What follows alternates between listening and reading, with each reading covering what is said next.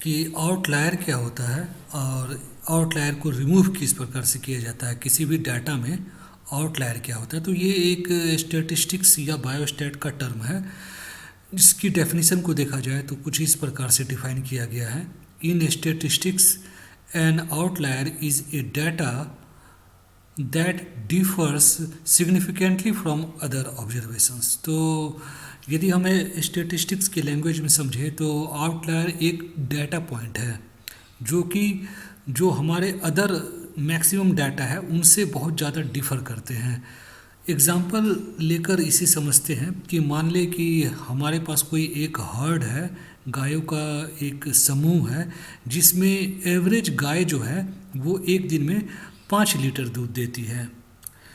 कुछ गाय 5 लीटर से कम देती होगी, लगभग 4, 3, 2 लीटर दूध देती होगी। कुछ गायें 5 लीटर से ज़्यादा भी देती होगी, 6, 7, 8 लीटर तक देती होंगी। लेकिन कोई एक ऐसी गाय है जो कि एक दिन में 15 लीटर दूध देती हो, तो वो एवरेज 5 लीटर से बहुत ज़्यादा अलग है, डिफ़र कर रही है अदर जो दूसरी गाय हैं, जो एवरेज गाय हैं उससे बहुत ज़्यादा डिफ़र कर रही है, तो ये आउटलायर हो जाएगी। इसी तरीके से कोई गाय यदि सिर्फ आधा लीटर दूध दे रही है तो वो भी जो एवरेज गाय हैं उससे काफ़ी ज़्यादा डिफ़र कर रही है, तो इसे भी आउटलायर कहा जाएगा। तो आगे देखते हैं कि आखिर आउटलायर को किस प्रकार से पहचाना जाता है और किस प्रकार से डाटा से निकाला जाता है।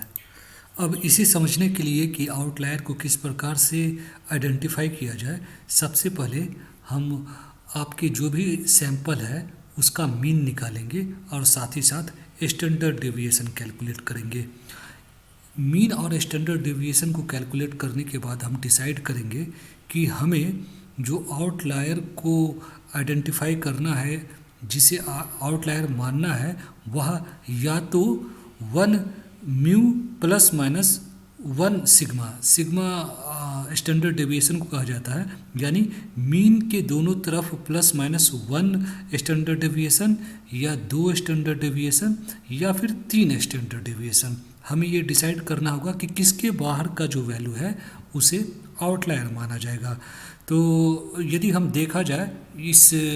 नॉर्मल डिस्ट्रीब्यूशन कर्व में देखकर समझने की कोशिश करेंगे कि आखिर किस प्रकार से ये जो भी चीज़ें मैं अभी डिस्कस कर रहा हूँ उसका मतलब क्या होता है। तो यहाँ पर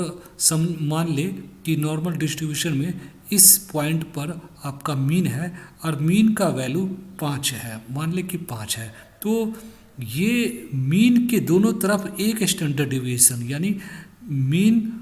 माइनस 1 स्टैंडर्ड डेविएशन और मीन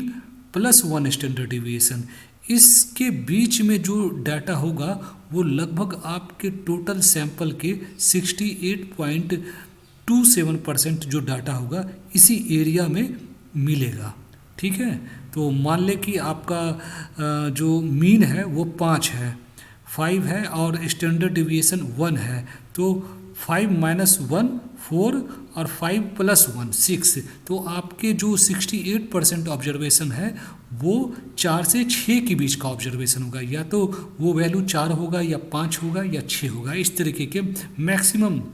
68% के आसपास जो वैल्यू होगा इसी के बीच में होगा। तो इसके बाहर का यदि आपने मान लिया कि एक स्टैंडर्ड डिवीएशन के बाहर के जो वैल्यू होंगे उसे आप आउटलायर मान लोगे, तो यदि 6 के से ज़्यादा या 4 से कम वाली वैल्यू होगी तो वो आउटलायर आपके लिए हो जाएगा। इसी प्रकार से आप यह भी डिसाइड कर सकते हैं कि mean plus minus 2 standard deviation के बाहर का जो वैल्यू होगा उसे आप आउटलायर मानेंगे। तो यहाँ पर 2 स्टैंडर्ड डेविएशन देखेंगे तो म्यू प्लस माइनस 2 सिग्मा, तो यहाँ पर जो सिग्मा की वैल्यू है वो 2 हम ले रहे हैं, तो 5 माइनस 2 3, 5 प्लस 2 7, तो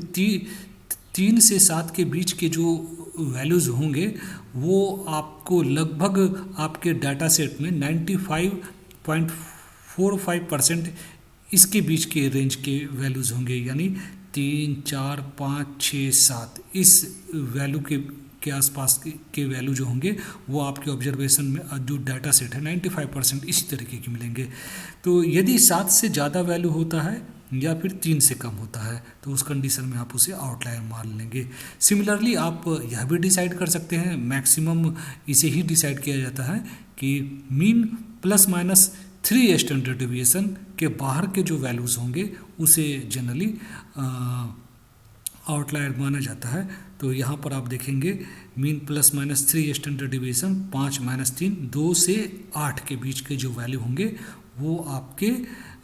इस तरीके के वैल्यू जो होंगे वो 99.73% ऑब्जर्वेशन इसी बीच के होंगे, 2 से 8 के। बहुत कम ऑब्जर्वेशन, माइनर ऑब्जर्वेशन शायद आपको कोई मिले जो कि इसके बाहर का होगा, जैसे 8 से ज़्यादा 9-10 वैल्यू वाला, या फिर 2 से कम 1 या पॉइंट में जो वैल्यूज़ होंगे वो बहुत कम होंगे। आप इस कंडीशन में उसे आउटलायर बोला जाएगा आपके द्वारा। तो इस प्रकार से हम इस कंसेप्ट को समझ सकते हैं कि आउटलायर क्या होता है और इसे किस प्रकार से रिमूव किया जा सकता है।